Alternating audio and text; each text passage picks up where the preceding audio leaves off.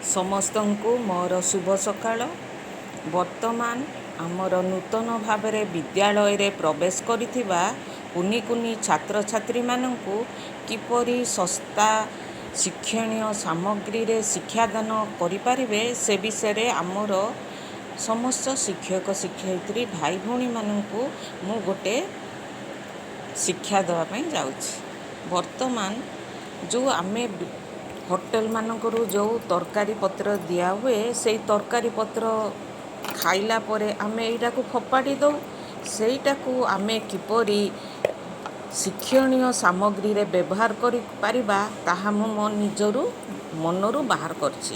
ଆପଣ କ'ଣ କରିବେ, ଏଇ ଡବାକୁ ଖାଇସାରିଲା ପରେ ନ ଫୋପାଡ଼ି ଆକୁ କ'ଣ କରିବେ, ଆପଣ ଧୋଇ ଧାଇ ଗୋଟିଏ ଶୁଖେଇ ଦେବେ। ତାପରେ ଗୋଟେ ଧଳା କାଗଜ ଦେଇ ଏଇଠି ଅଠାରେ ଲଗାଇଦେବେ। ତାପରେ ସେଇଠି କ'ଣ କରିବେ, ଆପଣ ଓଡ଼ିଆ ବର୍ଣ୍ଣମାଳାର ପ୍ରଥମ ଅକ୍ଷର ଅ ଲେଖିବେ। ତାପରେ ଦ୍ୱିତୀୟ ଅକ୍ଷର ଆ ଲେଖିବେ। ତୃତୀୟ ଅକ୍ଷର ହର୍ଷେଇ ଲେଖିବେ। ଏହିପରି ରୁ ପର୍ଯ୍ୟନ୍ତ ମୁଁ ଲେଖିଛି। ତାପରେ ଆପଣ କ'ଣ କରିବେ, ଏହିପରି କ୍ରମାନ୍ୱୟରେ ସଜାଡ଼ି ଦେବେ। ସଜାଡ଼ି ଦେଲା ପରେ କୁନି କୁନି ଛାତ୍ରଛାତ୍ରୀମାନଙ୍କୁ ପ୍ରଥମ ଅକ୍ଷର ଅ ବୋଲି ଦେଖେଇବେ। ତାପରେ ଆ ସହିତ ଆପଣ ଗୋଟେ ଅରଟର ଚିତ୍ର ମଧ୍ୟ ଦେଖେଇ ପାରିବେ। ତାପରେ ଅର ପରବର୍ତ୍ତୀ ଅକ୍ଷର ଆ ଦେଖେଇବେ। ତାପର ଅକ୍ଷର ହର୍ଷେଇ ଦେଖେଇବେ। ତାପର ଅକ୍ଷର ଦୀର୍ଘେଇ ଦେଖେଇବେ। ତାପରେ ଅକ୍ଷର ଉ ଦେଖେଇବେ। ତାପରେ ଅକ୍ଷର ହର୍ଷଉ ଦୀର୍ଘଉ ଦେଖେଇବେ। ତାପରେ ରୁ ଦେଖେଇବେ। ଏବେ ଆପଣ କ'ଣ କରିବେ, ଅରେ କହିବେ ଅରଟ, ଆରେ କହିବେ ଆତ, ଆତର ଚିତ୍ର ବି ଦେଖେଇ ପାରିବେ। ତାପରେ ହର୍ଷଇକୁ ଦେଖେଇବେ।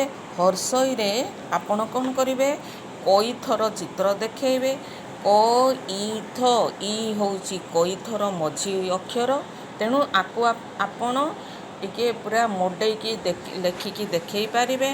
ତାପରେ ଦୀର୍ଘଇରେ ଇସ, ଯେଉଁଟାକି ଆମେ ଚାଷରେ ବ୍ୟବହାର କରୁ ଲଙ୍ଗଳ ସହିତ।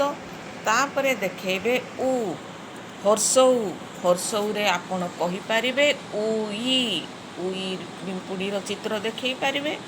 ତାପରେ ଦୀର୍ଘଉ, ଦୀର୍ଘଉରେ ଆପଣ ଦେଖେଇବେ ଉଖଳ। ଉଖଳ କ'ଣ ଜାଣିଲେ, ଆପଣ ଯେଉଁଟାକୁ ଅଦା ରସୁଣ ଛେଚିବା ପାଇଁ ବ୍ୟବହାର କରନ୍ତି।